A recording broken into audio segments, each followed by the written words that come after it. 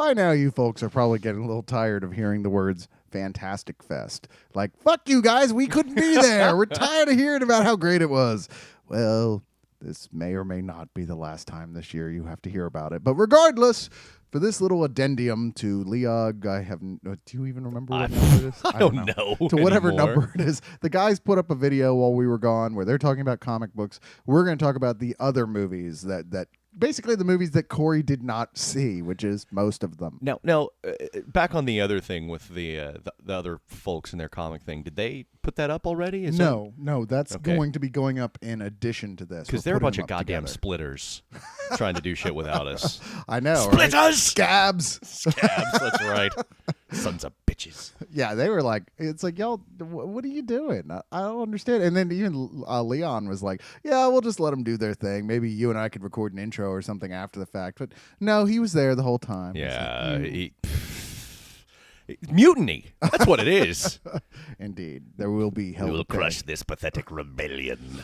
But in the meantime, we are, in fact, going to talk about the fun stuff we did, and they're just jealous. Yep, that's right. As you should be as well. But I got to tell you though, I'm pretty sick of hearing the words Fantastic Fest myself. I'm pretty done for the year, honestly. I mean, that's 8 days, and by the end of it, you're just exhausted. I woke up today, like after 11 hours of sleep, just, mid-afternoon. It's grueling, man. Yeah, just dead to the world. And this is post the final party, which you had already said, fuck it. You were like, you know what, I'm going home. Yeah. No, I was done. I mean, the secret screening, the last secret screening. Are we gonna dive into that? Yeah. That was the straw that broke the proverbial camel's back for me. Well, yeah, because everyone was like, okay, well, there's a lot of evidence that it's Richard Kelly's The Box, because there's rumors Kelly had been seen around. Corey had spotted him. Corey had spotted him, indeed. Yeah. And there's a lot of evidence that it was Where the Wild Things Are, because Mm-hmm. people on the inside were saying that they thought it was. The bumper contest they had for Fantastic Fest bumpers, all the instructions was they had to have a little kid and a monster in it. So do the math, right? Yeah.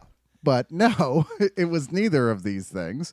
In fact, it was, oh God, I don't even want to say it. It was Universal Soldier: A New Beginning. Yeah, we're not kidding. No, that's not a joke. I mean, we were sitting there saying the same thing. Wait, no, seriously, what is it? Yeah. What is it? I sat there waiting for them because they bring out Dolph Lundgren, and I'm like, okay, this is that's funny. Dolph Lundgren was in town for something, and they probably got him over here. I thought it was the Expendables. Yeah, well, that was my first thought too, because they were like, "Are you ready?" They're all pumping you up. All right, everybody, cheer! Come on, and we'll play the theme song. If you yell loud enough, oh my god, and they play the Rocky theme, and I was like, "Rocky theme? What the fuck is this?" And then Dolph Lundgren walks out. I was like, "Okay, so is it? Wait, Rocky 4 Part 2. Yeah, I was like, what is it? Obviously, it's not like Rocky Balboa 2. I would have heard that was Right. being made. Yeah. And I thought, okay, well, it must be the Expendables. That's interesting. Dolph Lundgren's in the Expendables. But my God, the last thing I would have imagined or wanted even vaguely was a Universal Soldier sequel. I mean, I would have rather seen Time Cop 2 than that. I know. And it was directed by John Hyams. I guess he's related to Peter Hyams. It said the director of photography was Peter Hyams. Which they should have just let him be the director, because Peter Hyams is pretty awesome. 2010, Outland. Sure. Some other stuff. Yeah, some other films that we won't. That Some you'll other have to early 80s sci-fi stuff. do your own research. Yeah, you wiki it. Lazy bitches. But yeah, this is like Jean-Claude Van Damme and Dolph Lundgren and some other dude I've never heard of, who I guess is a Some MMA fighter? yeah. I was afraid to walk out because I thought maybe he'd pounce on me and like get me in some sort of hold. And I got to tell you, after being in Fantastic Fest for 8 days, my ground game is a little flabby. I can't. I don't really have the moves anymore. That's I'm true. Rusty. Yeah, surviving on pepperoni pizza. Oh God. And beer. And beer, indeed. And more beer. But you know what? I don't even want to waste too much time on Universal Soldier because it was a waste of time. I mean, there was one cool scene in the whole thing, which is the minute or so fight between Dolph Lundgren and Jean-Claude Van Damme, which finally happens like 7/8 of the way through the film. You spend the whole film waiting for Jean-Claude Van Damme to do anything. I left. Yeah, well, I can't blame you. And you didn't. The only thing you missed was the movie that took place after that, Daybreakers. Yeah. Which was, Corey and I already talked about this, so I don't need to go into it here. But yeah, that was really great. And I hope you get a chance to see it. I'm going to. And that's the thing is that, if it's big enough, it's like, well, I'm going to get to see it probably sooner rather than later. And I knew this one was going to be at least entertaining, so I thought, okay, and I'm fine going home. If it was going to be something obscure and foreign, that I might have to wait a long time to catch the release for, then I was definitely gonna stick it out. But for this, I was like, yeah, I'm not gonna sit through another hour of Universal Soldier so I can get to Daybreakers. Well, assuming Lionsgate doesn't bury it the way they did the last really great horror film they had, The Midnight Meat Train, Yeah. then it should be getting a theatrical release in January, which I know is scary to a lot of people because January is the dumping ground. But, you know, it's... sometimes good stuff comes out during it, and I can understand with this one why they're putting it out then, because it's really bloody, it's very adult. You know, they probably don't know what they have on their hands here, if it's a B film or a film that everyone can enjoy, and the blood is certainly going to, and almost certain R rating is going to keep away some general audiences.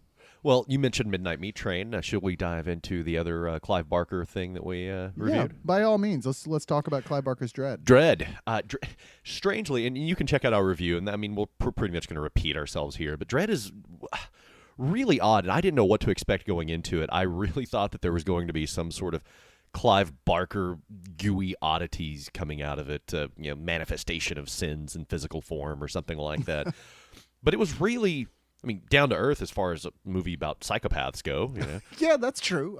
They felt like real people, that's for sure. They really did spend a lot of time with them, which most horror movies don't anymore. They're usually just fodder. You know? Yeah, or either that, or they're telling you stuff about them that you really don't need to know, like the Friday the 13th and Halloween reboots, where it was like, really, we need to know where he got the hockey mask from? Right. Was it that? And then it was nothing. It was like, oh, yeah, okay. This is really all about the characters and their deterioration and turning on each other, and it really exploits their insecurities. One of them to almost a fatal point, which was, God, that was a gruesome scene involving a birthmark in a steel wool. Yeah, that was pretty bad. Brush, yeah. Seriously, God. one of the hottest girls with a full body birthmark I've ever seen. Yeah, that was no offense to anyone who bears the mark of Cain, but yeah, that was one hell of a birthmark. And she looked like a superhero. She looked like Domino or something. That's right. Yeah, and of course, every guy in there is going, well, yeah, I would. It's like, really? You're not going to tag that because of that birthmark? What's wrong with you? It's like, yeah, because you pathetic film guy with the long, scraggly hair, you've got the, you can be picky. But apparently he could, because he ended up bagging the other high ones. That's true. That's true. He was much in demand for his crappy hipster haircut look. Damn hipsters! Don't even bring that up. He had the same facial hair I did at that point. The Fantastic Fest 8-day. Well, at least you had an excuse. Yeah, exactly. I almost shaved you. Almost held you down and shaved you, but Ooh, yeah, I know. Mary would have loved that. She was Yeah. like, "I'm not kissing you till this is over." That's okay. I will. No, I want to ask you about something. Did you get to see Antichrist? No, I did Oh, not. What a shame. I don't. Well, they pulled it. Did they? They only had one screening, if I'm not mistaken, and then they pulled it from the schedule. Oh, well, that's so weird because like it was kind of the theme of the thing. There's a scene about halfway through it where inexplicable, where William Dafoe encounters this fox that speaks in a demonic voice and says, "Chaos reigns," and that was like for some reason that became like this theme expression of the festival. I think it's a Fantastic Mr. Fox crossover, actually. Yeah, could be. The two films are tied more than people realize. I hope not. Jesus Christ. I really want Lars von Trier to do an animated children's film. The Adventures of Cockblood. Oh, God.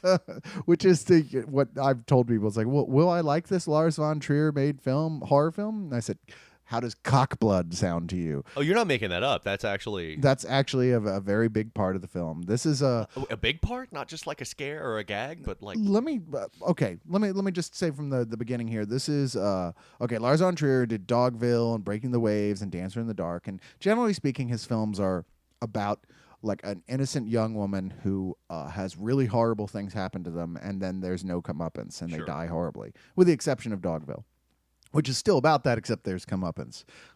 Right. This is a really kind of different film for him. He is. At first, I had my doubts that this was. I don't even know what it's about. Well, it's this couple who, right in the beginning, like the beginning is amazing. It's this incredible black and white scene where they're making love. This couple, William Dafoe, and I'm totally blanking on what the name of the woman is. Can't recall either. I have it here in front of me, and I still can't. Anyway, So they're having sex, but in the meantime, they don't realize their son, who's like maybe about 3 years old, has gotten himself up on a windowsill and is falling out of the window to several stories below. And the whole intro scene is basically that set to music, like all in kind it of Tears slow in motion. It was not Tears in Heaven. Oh, that was tasteless. I went there.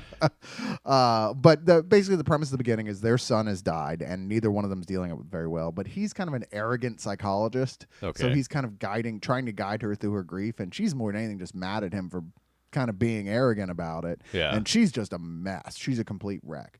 So she keeps having nightmares about the forest, and he's like, well, for some reason, she's like, well, he's like, well, you need to confront these things, and we'll go to the cabin where we've lived that we own out in the woods, and there will be the best place for you to heal, surrounded by the things you're deathly afraid of. Okay, sounds like a really bad idea, and not at all like therapy I'm familiar with, but that's what they decide to do. And they go out there, and basically she is hallucinating and he is hallucinating, although he doesn't admit he's hallucinating, or maybe it's just a metaphor. It's Lars von Trier. It's hard Oh to yeah, tell. of course. And it's divided up in chapters as things just get worse and worse, and basically eventually she just goes batshit insane and starts doing really, really horrible things to him. Okay. Yeah, like screwing a weight into his leg. Oh, like not like just I fucked your brother or anything like that. No, but- I mean like really bad, weird shit. And then she's doing weird shit to herself too, of which I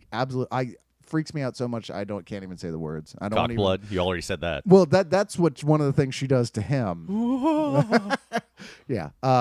I don't know, man. I have heard enough. It's not that it's a bad film per se. It's just an endurance fest at a certain point. You're just get me out of here. I don't want to see that. I don't want that in my head. Chaos reigns indeed. Yeah, no. Okay. I don't know. Lars von Trier's fans are going to see it no matter what anyone says.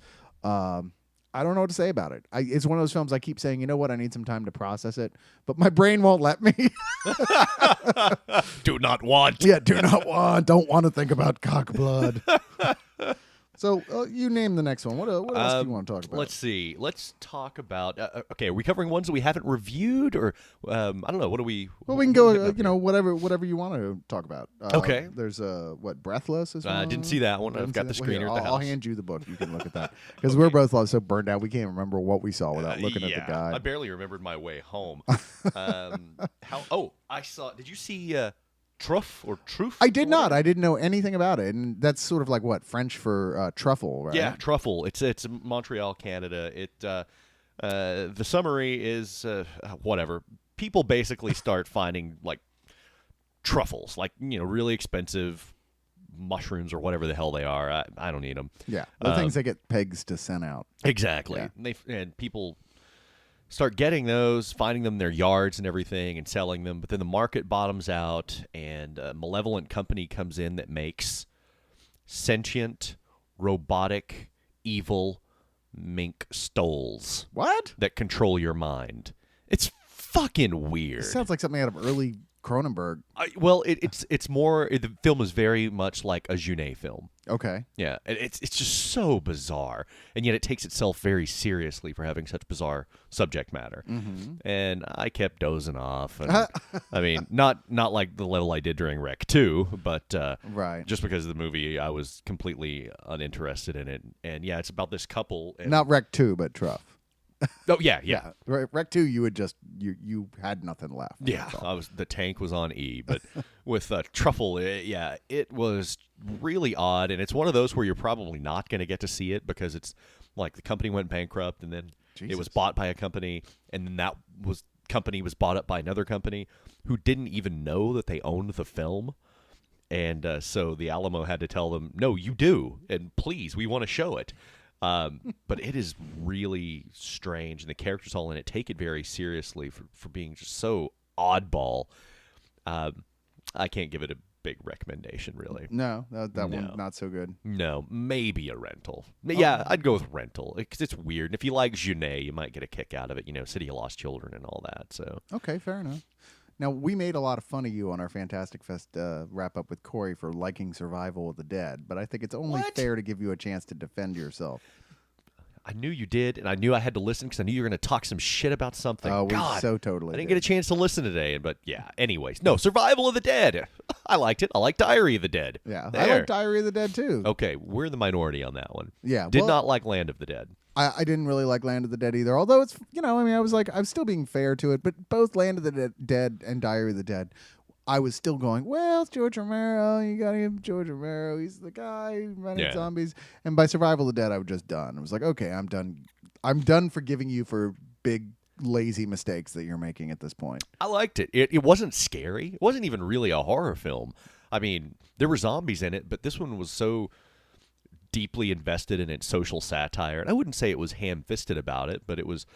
You can really apply any problem to it. You've got a bunch of people on an island, and half the people want to kill the zombies, the living dead of their loved ones, and the other half want to save them and hope that there's a cure, which you can apply to any particular illness, or metaphorically, it's.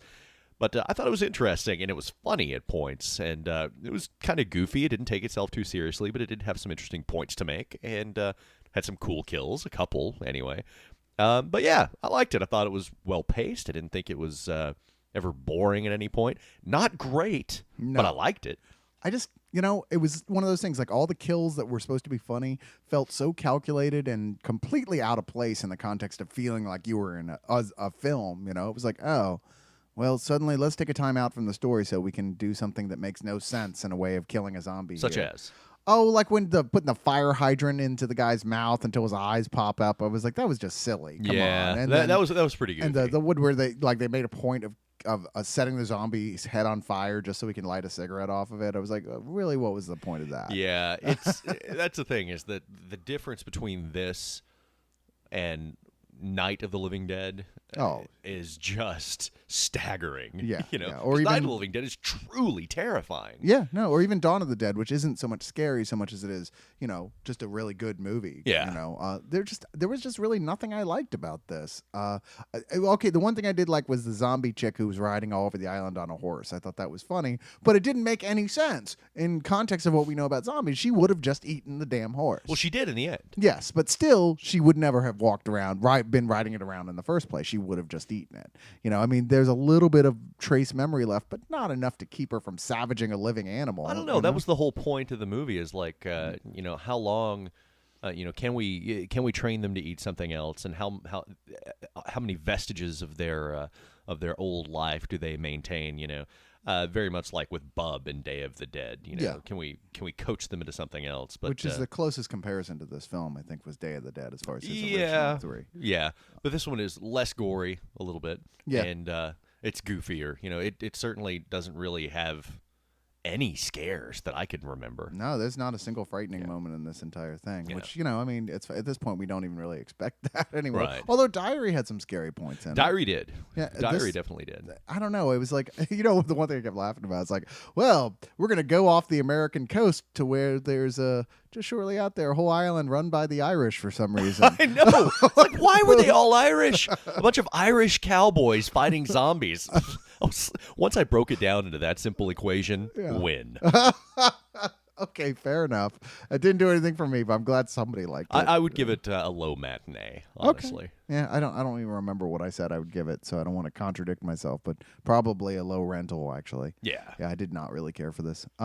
So what else? What's next? Let's see. I guess the one that keeps popping up into my head that we haven't gotten to the written review of yet is Mandrill. Oh yeah, Mandrill. Okay, yeah, brought by the what was it, Marco Zaror. Zaror is the And actor. I don't remember any of those Chilean guys. Yeah, other the names. giant puppy dog of a guy. I mean, he's like I do, just like I said when we were writing about it, that I have kind of a man crush on this guy because he's this huge Chilean guy who's like does amazing martial arts, not comparable to anybody else's style at all. And rarely, if ever, uses any wire work or No. stuntmen or anything like that. I mean, this guy, he's a badass. We saw him do a standing twist flip. You didn't because you left, but I saw the video of it later. Okay, at the awards, a standing like up in the air, sideways twist flip and land on his feet. I mean, he's an amazing Just athlete. effortlessly too. But if it was just that, it would be impressive enough. But here's a guy who's genuinely a funny guy. Yeah. You know, I mean, he reminds me of what we thought The Rock was going to turn into at some point. Yeah. You know, that sort of like, wow, I just like this guy. He's got that charisma about him. Except he's actually, you know, using it in the right types of movies here. Mirage Man, Kiltro, and now this, Mandrill. And whereas The Rock made like that devil's bargain with Disney. Well, yeah. Well, Mandrill is basically Marco Zaror plays the titular Mandrill, and his when he was a child, he witnessed his family getting killed by this crime lord thug, and so he has patterned his life after this cheesy South American spy / super cop. Yeah, I don't even. Detective. Johnny, what was it? John Colt. John Colt. Yeah. Yeah, and this guy's, your womanizing, fast driving, hard drinking, card playing, badass. So, yeah, Marco Zaror's character, Mandrill, patterns himself after this guy, and his whole life does the exercising and watching the TV show over and over, and just it's really kind of naive, and it's kind of funny to see this big masculine guy believing this is what I need to do. This is how I should live my life, and I'm going to take every note I can. And there's something kind of endearing about it, but he does all of this so that he can go take bloody revenge against the folks that killed his parents. Yeah, and cry the whole time he's doing it. That's the weirdest thing about this guy's films, and maybe it's a Chilean thing, but in every one of his films, there's like 4 or 5 scenes where he's just pouring out tears, and I have no idea why. Well, but it's in the it's not annoying in the films. He'll do it like he'll be shooting people and crying, and you're like, "What, dude? What is that?" It's just funny, really. Yeah, well, that was one of the big things that, speaking of the similarities in his films, that really kind of turned me off on this one. I still really liked it, but the plot was really similar to Mirage Man, which I thought was a lot better. Yeah. In that, it's a kid who sees his family get killed, and so he he brings himself up, patterning his life after this unrealistic ideal. Only in Mirage Man, it happens to be a superhero, and in Mandrill, it happens to be this badass assassin spy guy or something. So I just felt like they were repeating it within a different context. I still liked it, and it still got some cool moments. Very stylish with just these candy-coated colors. Oh, yeah. It was really vivid. Lots of the fake trailer stuff they do for the John Colt show is just brilliant and funny as hell. It reminds me of the video for the Beastie Boys Sabotage. Yeah, it really did. It was a lot like that. This is a fun movie. All 3 movies with Marco Zaror. All 3 of these films are totally worth it. You can get Mirage Man right now at like your DVD stores. It's really awesome. Comes out October 6th. Okay, you can get it almost now in a few days. I'm gonna pick it up. Yes, So. I have it sitting in front of me right now. So You're a son of a bitch. You also have My Dinner with Andre, so as I'm looking at right now. yeah, but that is good. Whatever. Yeah, well, how do you know? I won't. I'll just take your word for it. Whatever. Hey, come on! It's got the guy, the short guy from The Princess Bride in it. The guy who's Wallace Shawn? yeah, Wallace Shawn. Oh, well, of course it's good then. Of course, What? Wallace Shawn. He's awesome. Then you've got, there's Bed Knobs and Broomsticks. Isn't that cute? I'm over here looking at the stack of stuff Cyrus has to review. You just and, jealous. yeah, I am jealous that you got to watch Bed Knobs and Broomsticks on Blu-ray, no less. No, that's on DVD. Oh, DVD. Yeah. Okay, double Yeah, fail. No Blu-ray. All right, so taking a trip away from making fun of my stack of movies, we'll go to there. You know what? There's some stuff you saw that I didn't even get to see. Like what? What? Well, you saw some of that like battle. Oh something. yeah, some of the Japanese stuff. Yeah, some of the Japanese stuff I just missed. Man, we love Nikado, but his country of origin is just freaking weird sometimes. Sometimes there's some stuff I just don't understand what they're doing. Maybe it's a cultural thing, but maybe. Yeah. But actually, these that I saw, and I did see one that was really bizarre, and then 2 that were pretty good and not too terribly bizarre, I guess, depending on where your benchmark is. But 2 of the good ones. The first one I saw was I can't remember the Japanese name, but it was, I think it roughly translates to Battle League Kyoto. okay. And going into it cold was pretty cool And so you may want to skip ahead. Now, if you're so inclined, but I knew nothing about it. I didn't know how bleak or dark it would be. I didn't know how bright it would be, if it was going to be fun, or I had no idea, because they in the guide for Fantastic Fest, they spent a lot of time in there not telling you anything about this movie. Which is, to me, intriguing. Usually I'm like, oh, this must be one of those you don't want to give anything away. Yeah. And essentially it's about these people that get drafted into joining this fraternity, essentially, or social club in at the university in Kyoto. And it's very strange. They've got all these odd little rituals, and the head members are telling them how to communicate with onis, which are the Japanese spirits, almost like demonic spirits. And they're doing these dances, and it's all very strange and goofy, and you keep expecting it to be like a practical joke, like a hazing ritual or something like that they're playing on the new members, or you expect it to go to a really dark, like hostile like place, to where you knew there was a point where it was going to take a turn. But it's not a horror film. Right? No. We didn't know where it was going to go. But after about 40 minutes, the Onis actually show up. And the fraternities do battle with other fraternities in controlling their little army of Onis, these little cute, gnomish-looking characters, and making them fight to the death. Oh my! This is live action? No, it was CGI. Okay. Well, the movie was live action, but the Onis were done with CG. Oh, okay. And it was very much like Pokemon meets Gremlins. Oh, weird. And it was pretty damn good, actually. Really? Yeah. Because you're describing it does nothing for me. I know. I know there's a video game Oni that I played at one point that was kind of fun. That was kind of a similar concept. Yeah. But this is kind of like Pikmin or something like that. They were controlling all of these little guys and making them beat each other to death with, bludgeon weapons. That's kind of demented. Yeah. Someone should call the anti-Oni defamation league. Yeah, exactly. Right. But it was just goofy fun, and I didn't know what was coming. I thought, okay, this is going to be some horrible, horrible thing where they're going to get sacrificed to some Japanese death god or something. But no, it was a good flick. And then right after that, I saw another Japanese one. This one was a little different. It was actually two 45-minute films back to back. And it was called Hard Revenge Millie and then Hard Revenge Millie Bloody Battle. Okay, was the second one a sequel to the first one? Okay, all right. Yeah, and it was essentially, there's very little story or subplot to speak of. It was this girl who got like brutally all chopped up by some gangsters. And so she is rebuilt as a cyborg and goes and kicks some ass. That's it. For like an hour and a half. Yeah, that sounds like a lot of Japanese films I've seen, actually. Yeah. Nothing else there below the surface. Just some cool fighting, some decent special effects. I don't know if it's ever going to get released. There's really not anything to it, but there's some cool head explosions and stuff. So this is the splatter action on the level of Tokyo Shock type stuff, then. Yeah, it's not terribly extreme, but there is some gore in there. I don't know, my meter for that is all out of whack. My brain is ruined since I saw Tokyo Gore Police. No, you're like, this isn't gory at all. Texas Chainsaw Massacre 2, where they make him wear that other guy's face. This isn't that bad.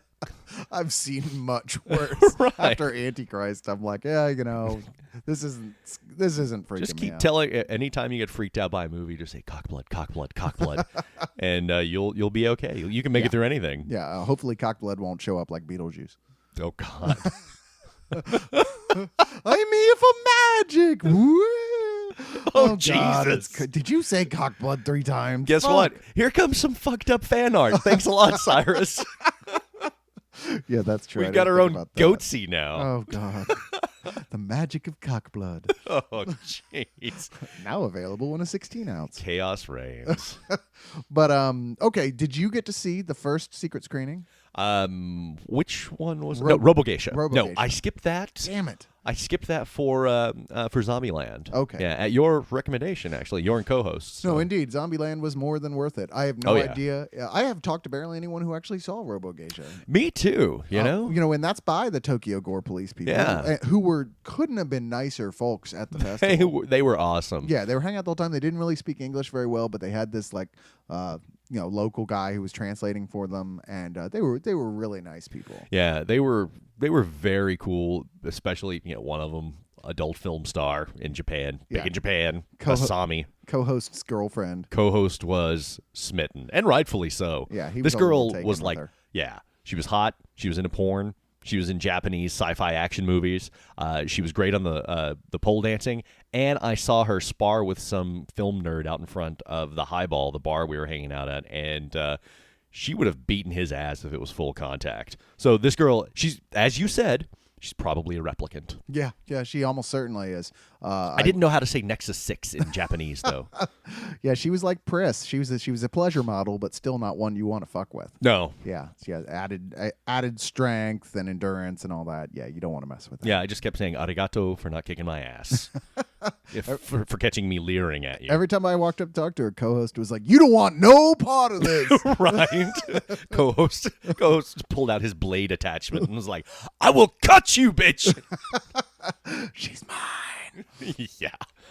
But no, I skipped out on Robogeisha, unfortunately, with like rockets coming out of the nipples and everything. I missed that. Yeah. The trailer was almost more than one mind could stand. But one of the really weird ones was House. It was an House Yeah. Japanese film again. Yeah, from the 70s, actually. Oh, really? And it was like a Japanese children's film for most of it, but then it goes to really weird places. See, just the thought of a Japanese children's film to me says really weird things Yeah. anyway. Having seen Spirited Away and stuff like Yeah, that. right. It was so stylistically unique with like strange scene transitions and zooms within a shot, just really bizarre and just odd sound effects. And then a piano eats a girl, and and there's a cat with glowing eyes that dances on the piano, and just like a fountain of blood and a flying severed head that bites a girl in the ass and nudity, and it's just like, what the hell? I want to see it now. It sounds totally awesome. I'm pretty sure the Japanese Hunter S. Thompson made it while driving through bad country. Okay, fair enough. It was fucking weird. Yeah, whoever did it definitely had his supply in the trunk. Yeah, but Criterion is actually releasing it next year, so you will get a chance to check it out. So there is a certain amount of artistic integrity to it. Then. No. Okay. No, there's not. But as Zach Carlson from the Alamo pointed out, he said, now, lest you think that Criterion is all stuffed shirts and grown-up movies, Criterion also is known for releasing a Laserdisc of Maniac Cop several years ago. That's right. So every now and then, And for some reason, Armageddon. I Still think not they just sure. like keeping us on our toes. That's when you think you know who they are. Speaking of Armageddon, Fish Story. Fish Story, yes, which was of the smaller films, of the films that weren't the The big big American releases. premieres. Yeah. It was probably my favorite of the festival.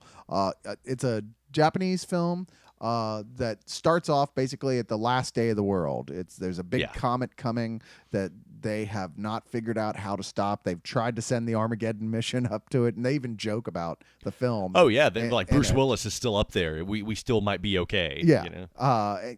And it looks like nothing is going to work. I mean, there's still people trying to figure out something, but it looks like we're all going to die. And on this last day, there's a guy who's in a wheelchair who is just kind of wheeling around the city, kicking over stuff, and finds that there's two guys in this record store just hanging out when everybody else has left because Like the evacuated from Mount Fuji for the tidal wave. yeah, because there's going to be a big tidal wave, even though they probably won't even survive on the mountain. It's Yeah. like, well, you're definitely not going to survive in the city.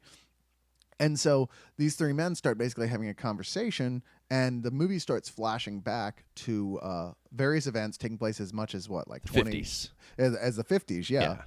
And all these stories that are divided by decades seem to tie into, on some level, this obscure Japanese band, I can't even remember the name of the Gakiran. band. I think that's what it's called. Gakiran means wrath, I think. Okay, and their one album they ever I probably released, screwed it up. called Fish Story, and of course the song from it called Fish Story. And this is a band they were like, they were like punk before the Sex Pistols even, which Right. really- They rubbed that in. Yeah. They're like, the caption says 1975 or something like that. 1 year before the Sex Pistols formed. which even then it's like, guess what, guys? Even the Sex Pistols weren't the first punk band. You have to contend with the Ramones, the New York Dolls. Right. But regardless, it's sort of a mystery of figuring out, okay, so what does this band Yeah. have to do with the end of the world? And how do these seemingly loosely interconnected vignettes tie together? Because they all, you know that they do. You're watching it and you're like, okay, I know that these people encounter each other, and then you'll see younger versions of some of the characters or something like that, you know, in various little jaunts, because it jumps around between like 5 different timelines or something like that. Something like that, yeah. But at the end, it all comes together in this little coda, to use that word again, and it ties it all together in like 2 minutes. In Yeah. a 2-minute sequence, it shows everything that happens that you've already seen, but it pieces it together for you. Which, to be fair, you wouldn't even necessarily need that. At needed that it. point, you could piece it together if you thought about it, but I'm definitely not arguing against it. Yeah, I needed it. It's like it goes back and shows you how they all work in time and how they all Yeah. fit together to make the band Fish Story be the band that saved the entire of. world. Yeah. Sort of. Through 6 degrees of separation. Yeah, it's that whole butterfly flaps its wings. Very and, much. You know, and there's a thunderstorm somewhere else. Yeah. But no, I enjoyed, And no Ashton Kutcher. exactly. I enjoyed the shit out of this.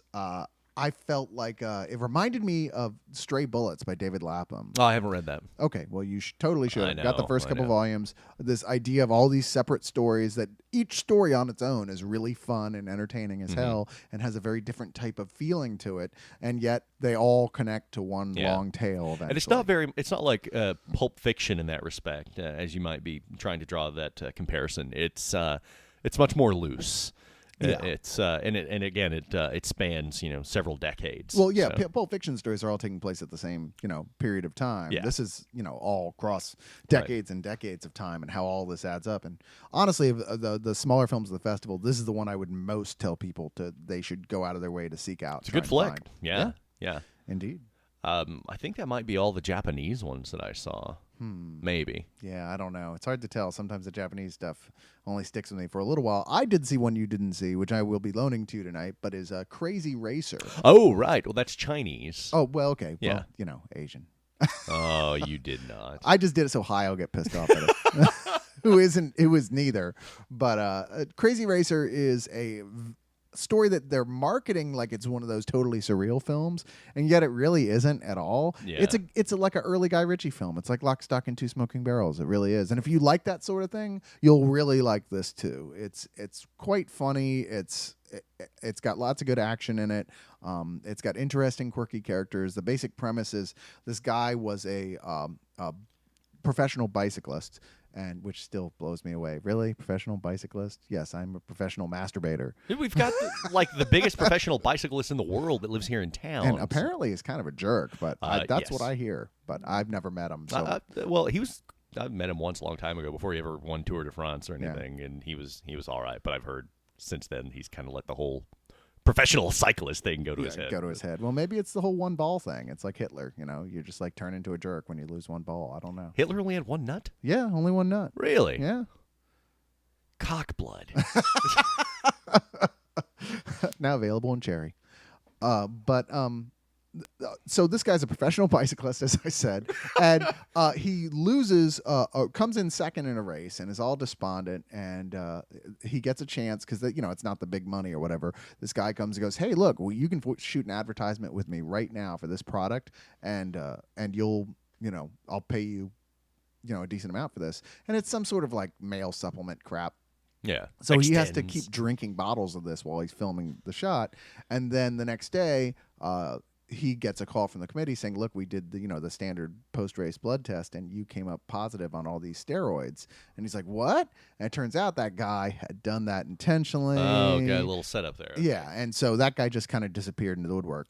Phased to years later with he's kind of like just a loser living in a hovel with his With his manager podcast. with his podcast, yes, and his very tolerant girlfriend. No, I would never be a professional bicyclist. That's way too much work. No, by any stretch of the imagination. I might wheel my chair at high speeds. That's about it. And they basically he finds a way to track down this guy. He sees him on television marketing, a similar type, health like is it wired Vince product. Shmuley or whatever? Is it the slap chop guy? I don't know who the Okay, slap chop the guy ShamWow is. guy. Oh, right. That would have been awesome. Yeah. If they do an American version, they should totally get That that guy is kind of a scumbag, from what I understand. Yeah, well, Sorry. that's Is that what they slander? say. I don't know. From what I understand, that's what we heard. We Excuse don't me. know if it's true. Allegedly, he Allegedly. tried to bite a hooker's tongue off or something. Oh, I don't really? know. Yeah. I never heard that. Yeah. Well, And I thought I knew all the hookers. All right. So, not the tongueless ones. no, Bo's got a big list. Because So. what's the use then? Well, it depends on what you're looking for. I guess so. But we're not going to talk about that. We're going to just finish up the brief thing It's about not a Crazy Racer Leog unless we bring up hookers and Cockblood. and cockblood. From now on. So he finds a lead to this guy and decides he's going to find him. But unfortunately, this leads to all sorts of craziness as there's a gang that's trying to sell drugs that are trapped in Thailand for a little while, which is where part of the movie takes place. There's all these different events that happen with misunderstandings and drugs getting given to the wrong person and the money for the drugs being given to the wrong person and the ashes of this guy's manager being thought to be the drugs, and there's all this, it's totally a Guy Ritchie film. yeah. And it's not Swept Away Guy Ritchie. not but Swept Snatch Away Guy Ritchie. I don't think anyone actually saw Swept Away, so I feel kind of safe with just saying, Guy Ritchie. Did you see Swept Away? Oh no, Have you ever talked to anyone who's seen Swept Away? No. Yeah, I don't think No, anyone uh, actually watched it. I think we're just I assuming don't even think it's Madonna bad. watched it. It might be Gone with the Wind. Who knows? I mean, it might be the most amazing romantic film ever. Might be the Fish Story of movies. Wait, Fish Story is the Fish Story of movies. Well, the band. Okay, fair enough. Whatever. So I'm done with Crazy Racer. What else we got? Okay, He's gotta let's look at go the back book. to the handy guide Because we're both here. broken as hell. Did we? Our wills are just Yeah. destroyed. Duress? Do we want to talk about Duress? Not really, because Yeah. I don't even want to promote that piece of shit. Yeah. Yeah, I did not like Duress. A lot of people did. Really? Yeah. Most people I talked to did not like it. I but- talked to several people that were just blown away by it, and I was like, Really? "Well, you just haven't tried to poke any holes in it at all, have you?" But you have seen a film with a twist ending before, right? Yeah, and you do realize that this was so poorly conceived and executed Yeah. that it doesn't hold up. What about No. Fireball? Did you I see that didn't one? get to see it. I heard it was good. I heard it was a really cool sort of martial arts type thing. There was a lot of stuff I didn't get to see. Doghouse is one of the ones I got to see. Did you ever get to watch that? No, tell us about Doghouse. What a shame. Doghouse was now there's some people who really hated this film. And some for pretty nitpicky reasons and others because they felt it was really anti-woman. And I'm not going to say it's not. It would be almost impossible to. The basic premise is you take a bunch of guys that are kind of like, and referencing Guy Ritchie again, kind of like the guys from, the smaller gangsters, small-time gangsters from Lock, Stock, and Two Smoking Barrels. Okay, The yeah. guys, they just want to have a good time, whatever. They're street guys. Sure. And in fact, one of them's actually from there, as well as the guy who was the girlfriend of Rose Tyler, I think, in Doctor Who. I forget the actor's name. He's a black guy. I know. Sorry, I had to rock Doctor Who. I in don't here even know what you're somewhere. talking about. I know, but almost everyone in it, you're like, where do I know that guy from? They're all those type of Okay, actors. sure. And one of the guys has just gotten divorced, and he's really despondent and unhappy. So all his friends are like, look, we're going to go together to this really small town that supposedly has like 90% woman living there. Juarez. Juarez, is that what that's like? No, well, not a lot of women. They all get stabbed there. Okay, so that's probably not what we should. Not Juarez. Not where we should. Boys Town. We should take Corey when invariably he screws up whatever's going on currently in his life. So they're all like, all right, let's take this trip. And all of them have their own girlfriends who just hate them for even going. Who are like, fuck you, you're a jerk. Which right off the bat, you're like, they're being pretty unreasonable here. This guy just had a divorce. They're like, don't even bother coming back if you decide to go out this weekend and help your friend deal with his divorce. What? So they all they rent this charter bus with a hot female driver, as it turns out, and they go out to this small town that seems to Mistake number one. Yeah. Because women can't drive. Actually, they don't hit anything, to be fair. But they go out there, and there's nobody there. They go into the bar, and there doesn't seem to be any there. The camera reveals that there's a dead body behind the bar. Clearly, some sort of apocalypse has happened here. Awesome. And as it turns out, it is a zombie one, but a zombie apocalypse that only affects women. Right Men, on. no problem with the virus at all. They will not turn into zombies. They just have to deal with these female zombies that are more like the Deadites from The Evil Dead. They all kind of have a personality left over from who they were in a very distinctive and sort of evil, satanic sort of way. She bitches. Yeah, exactly. And it's really funny. I mean, totally unrealistic. These guys are like Sure. never really frightened. They're just they're more fucking with these things than anything else. You know? I'm sorry, I missed this. It made me laugh more times than anything else except Zombieland. And there was one line in particular I was calling the line of the festival, where one guy says to the other guy, "Now is not the time to stop objectifying women." Which in the context you can see how that might be funny. Nice. Yeah. I wish I had seen that instead of some of the other crap I sat through. That's the thing. It's a toss-up. You never really know. You don't. You really don't. What about Dirty Mind? Did you see that one? I did not see that one. I've got the screener for it. Have not watched it. Okay. Did you see District 13? I did not see District 13. I you did. See, all right, well, let's see. I want to hear about that because I loved the first one. Lots of shirtless dudes bouncing around. Okay. That's about it. Now I feel kind of dirty for liking the first No, one. you don't. No, it's not as good as the first one. I like the first one a lot, not Which without its problems. Is but- sort of the parkour film. Yes. Yeah. Yeah. It's if you haven't seen it, it's set in the near future, and parts of Paris have been turned into like walled-in slums, kind of like Escape from New York or District 9. Yeah. But this is in Paris, and it's District 13. Instead of aliens, they have frogs. Frogs. French French guys people. that yeah, jump yeah. a lot. I was like, wow, there's mutant Yeah. frogs now? So it's like a bunch of Batroc Zilipers bouncing around. But in this one, some crazy developers like trying to manipulate the president into obliterating District 13 because of crime gone rampant. And the two guys from last time have to team up and bounce around and all that. And it's just, I don't know. There's a lot. I mean, at one point I thought they were crawling through a vent together, and it was such a bromance. I thought they were going to start just making out. And it was very much one of those Matthew McConaughey films, where it's dudes just find every excuse they can to take their shirts off. Oh, boy. And make me feel less manly. So for the ladies out there, you might really enjoy this one. Yeah, absolutely. There's not as much action as there was last time, and there's some really dumb stuff, and it like some horrible, painful dialogue that like when all of the thugs and the gang leaders have to band together to save the district, and they're like, "But we are family. It brings us together." Oh, boy. And then another one says, "It unites us." And then a third one says, "It protects us." Like, yeah. Oh, What is God. this, a church ritual? I know. It was so bad. Pax Vobiscum, It was just painful. And then there was just dumb stuff where it's like, you got these guys who are basically using, like, they're like Cirque du Soleil ninjas or whatever, and yet the cops won't shoot them. It's like, just shoot them. You've got these guns. You shot the guys that they were working with, but you won't shoot them? Yeah. It was... Yeah, I don't care how nimble you are. A gun is gonna I know. have a yeah. There were several movies during this festival that kept popping in my head because there were things where guys like shooting like crazy and no, the guy's bouncing around. You're like, no, look, man, Right. I don't care how many cartwheels you do. Yeah, exactly. That guy's got a fully automatic machine gun. You're not gonna make it. Yeah, but I mean, some of the action sequences were good, but overall, rental. I should have a review up for it here pretty quick. But Cool. I look forward to reading that one. yeah, it's watch the first one. The first one is a good action flick. Yeah, the This first one is a fun little. We hadn't really seen parkour at that point in a film, so it was interesting to watch these guys doing these crazy rooftop jumping stuff. Yeah, But maybe it's getting a little old now. yeah.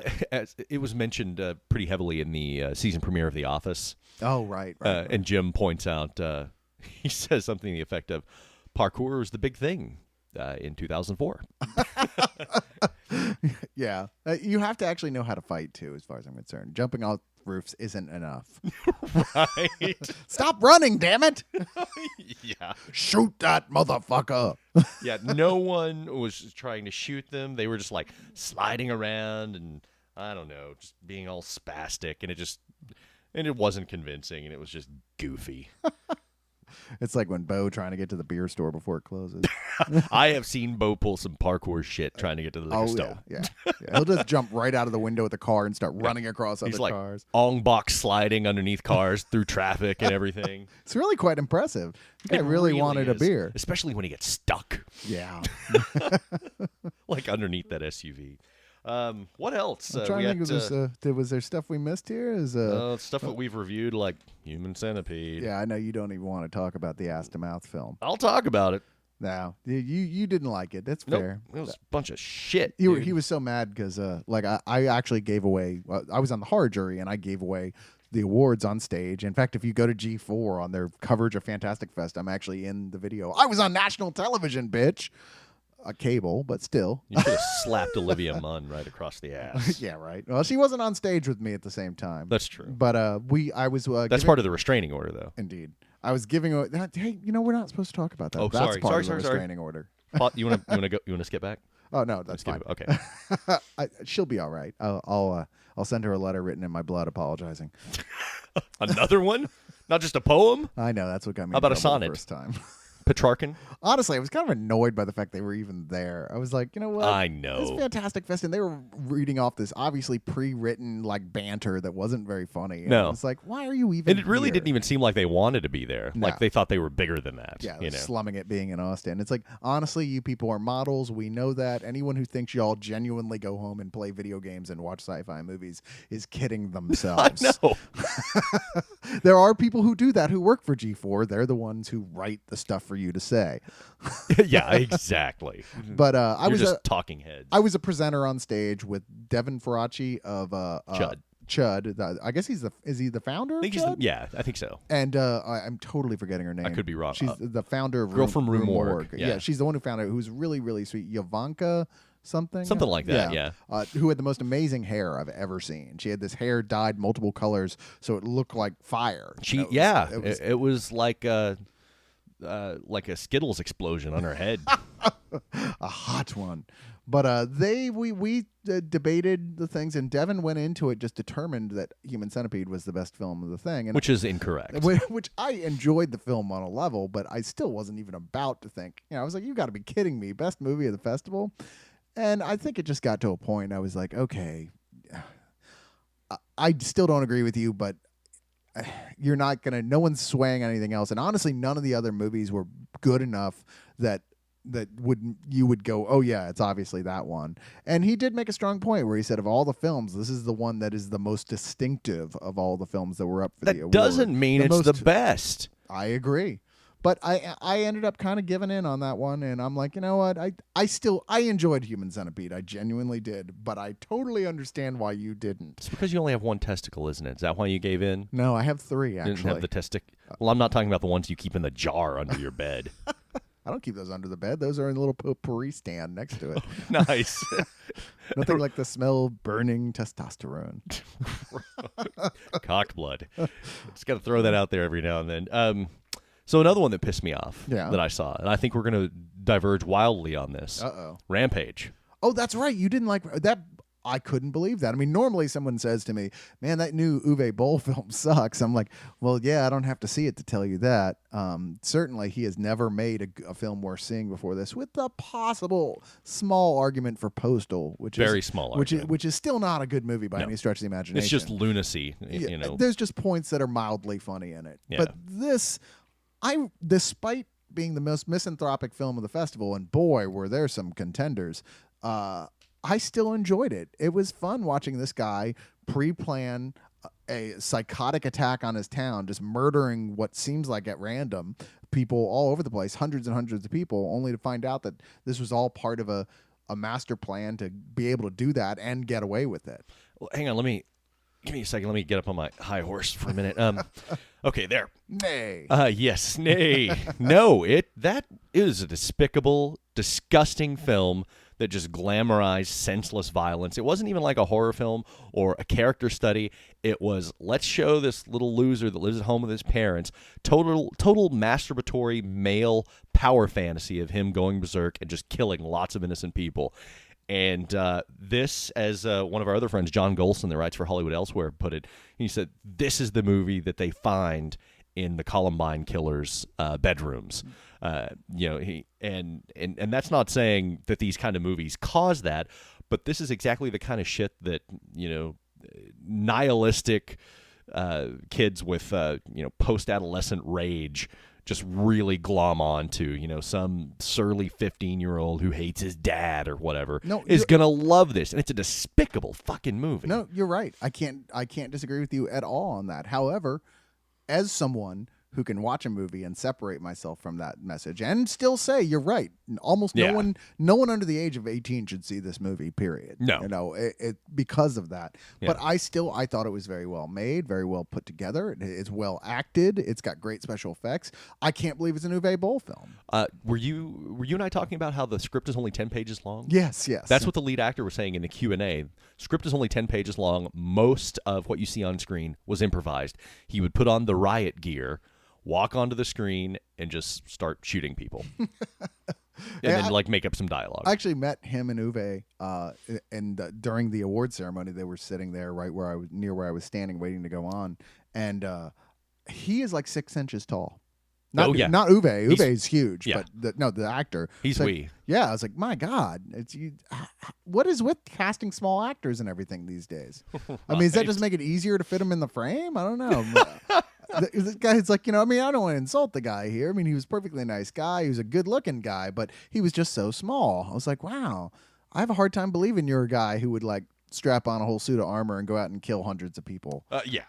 But you Yeah. can't tell when you're watching in a film. He would have fallen over in that armor. Yeah, yeah. He was a wee lad. Yes. But Carlisle, as I'm sure he will tell all of you, if it hasn't already been on a Coco, was naked next to Uwe Boll. What? I'm going to leave it at that. Wait, no, you can't. They just- were both naked. What? Mm-hmm. Is he going to be in Uwe's new film or? Well, that's what Uwe told him. It's called Cockblood. Oh, okay. And you don't need to know no more about Nope. that. I would say go ask Carlisle about it, but you probably won't have to because, there's going to be an Coco, I'm sure. A funny story about Carlisle during it was that there was the Fantastic Debates, which was partially debating and partially actual boxing. And he was versus Scott Weinberg, a much beloved critic Yep. who works for a number of different Cinematical, things. Horror Squad, FearNet. Yeah, he's one of the funniest and best writers really Yeah. on the internet right now for movies, and just a really cool guy just to hang out Yeah, with. great guy. We love Scott. But so apparently Carlisle handily won the boxing match, which surprised me because I know from personal experience that he hits like a feather in a windstorm. You're like, oh, did you hit me? So Scott must really be just like, you know, when you girls have your slap fights. because Scott must have a glass entire body. I don't know. Right. But then apparently Scott just devastated him in the debates part by, and this is the description. Were you there? Did you get to see No, this? no. Okay. I was in Rec 2. Okay, the description I heard was so Carlisle started out by telling a bunch of penis jokes about Scott, some of which were not entirely unfamiliar to anyone who's ever gone looking for penis jokes. Scott turned around and had dug out several of Carlisle's reviews and started reading them. And apparently it was a slaughter. Yeah. Apparently Carlisle brought a knife to a gunfight. Yeah, pretty much.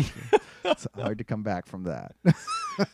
Yeah, sorry I missed that. I was handily dozing through Rec 2, which might have ended up being my favorite film of the festival had I not slept through the whole frickin' thing. It's funny that Corey was he was bugged by the fact that it's not just a zombie film anymore. That really bugged him. That surprised me. He's like, no, I did like it. I didn't even know that.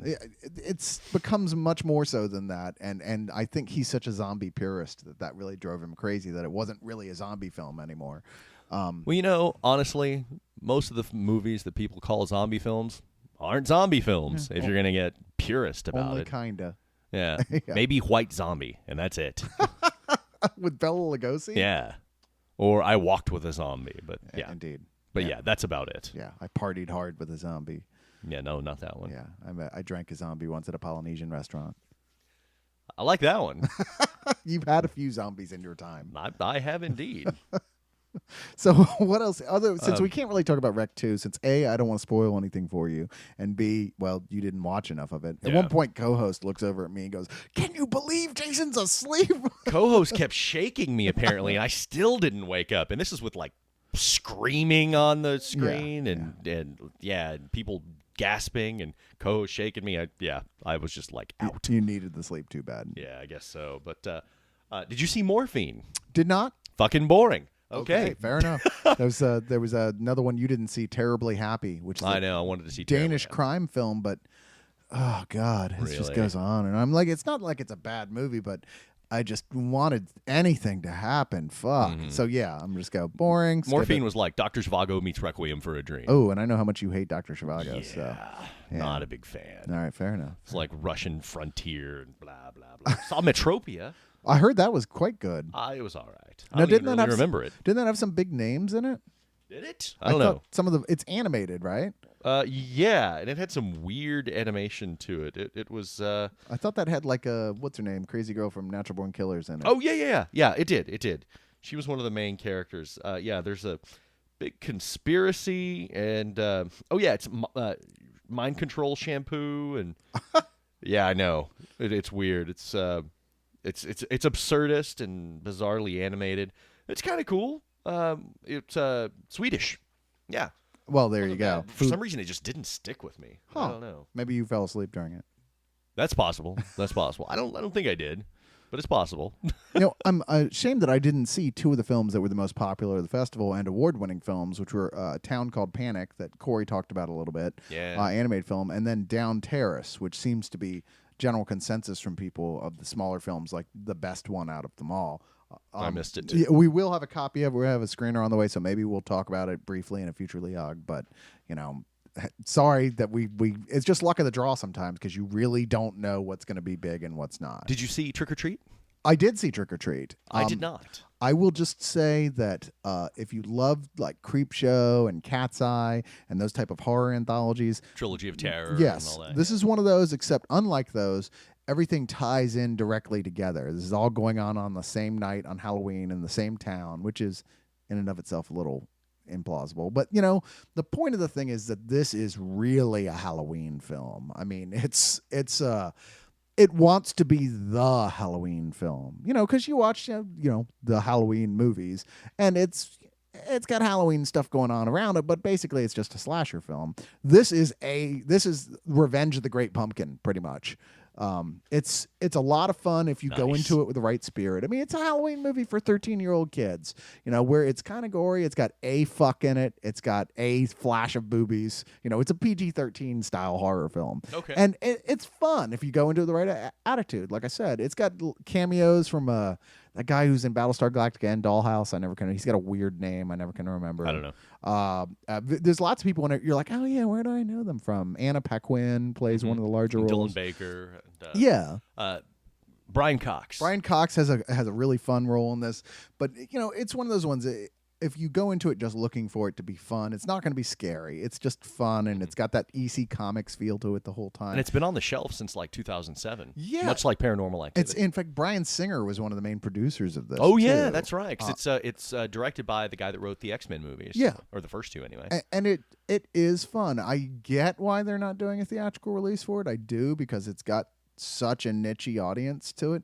And yeah, at the same time, this would have been such a great film to put out on Halloween. But they're doing something even better. They're releasing Halloween 2 again.